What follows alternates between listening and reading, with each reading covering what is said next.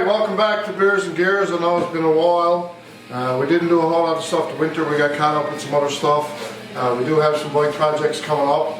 But now, of course, spring is in the air, so everybody's getting a bit of a hurry to get their bikes ready to get rolling again. And, of course, being my little shop here, my bike gets done first. So this is my 2010 Glide.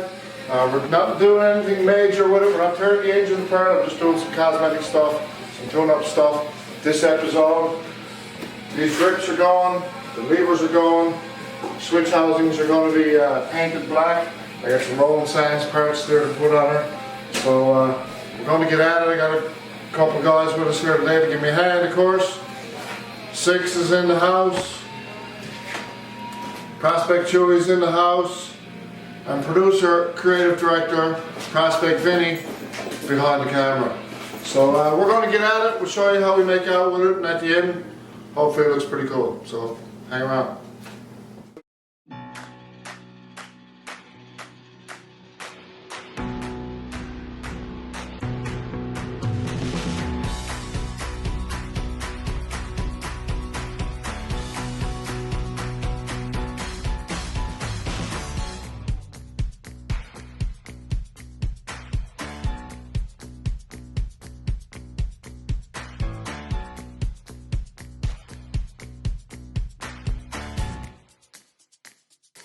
Just to give you a little idea of what we got going on here, look, if you got some basic mechanical knowledge and a few basic tools, you can do grips and levers yourself at home, that's no problem.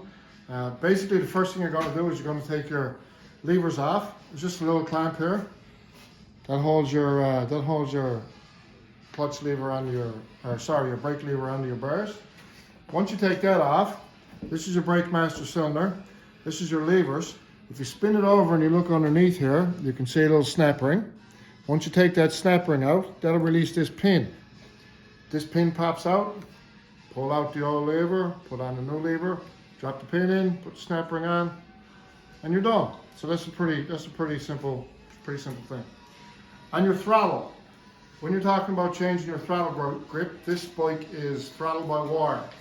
So this is actually your throttle control on this bike. As you can see, that's splined. Inside this grip here is a bunch of splines that were made up with your throttle. You just line them up, set it up, give it a crack, and that's your throttle grip. Nothing to that. Your switch housings are pretty simple. There's just a couple of screws in the top, a couple of screws in the back. It's a little more complicated if you're changing your housings, but if you're just taking them off to replace your grips and your levers, it's not a big deal. I would recommend that if you're changing your housings or doing something with your housings like I'm doing, we actually took a picture before we took it apart because there's a lot of little brackets and screws and stuff that goes in there to hold it all together properly. But if you take a picture first, it should be good to go. It's no big deal. So that's pretty much it for the throttle side. Let's have a look at the clutch side. All right, so very similar operation here on the clutch side. Same thing with the switch housings. Same thing that holds the clutch lever on the bike. Also got the little snap ring and a pin. Same thing over here. We got it out right now. The only extra thing is on this side is there's actually a pin inside this lever, and in order to access it, you got to get down at the clutch cable, loosen up the lock nut, loosen up the clutch cable. That'll give us enough slack that we can actually take this guy out. You'll be able to see that from the work video that we shot when we were doing that procedure. The other thing is changing the grip. You can see I got this grip pretty much destroyed. It's almost impossible to get grips off these bikes without destroying them. We had to use the slip joint pliers, put on there, twist them, haul them off. This grip is no good. Little tip for you when you're putting new grips on, usually what I do is I put some spray paint in here.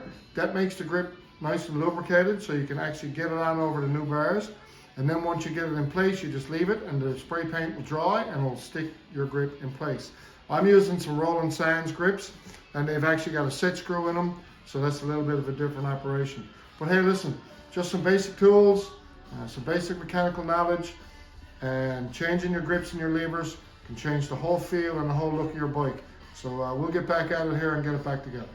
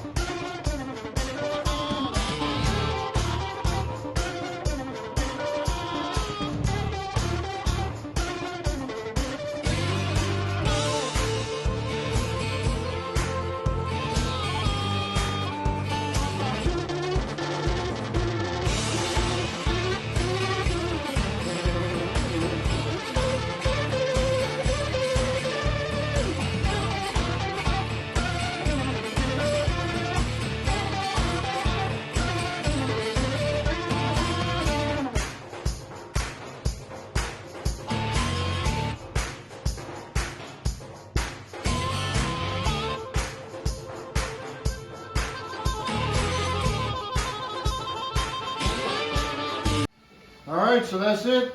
This episode of Beers and Gears is in the books. As you can see, we got the new Roland Sands grips. We got new levers. Got the switch housings off, painted them, put them back on. Changes the whole look, the whole feel of the bike. Got some other projects to do on this bike, but that's it for this episode for this bike. So stick around, and we got some more projects coming up. So for now, that's it. Beers and Gears.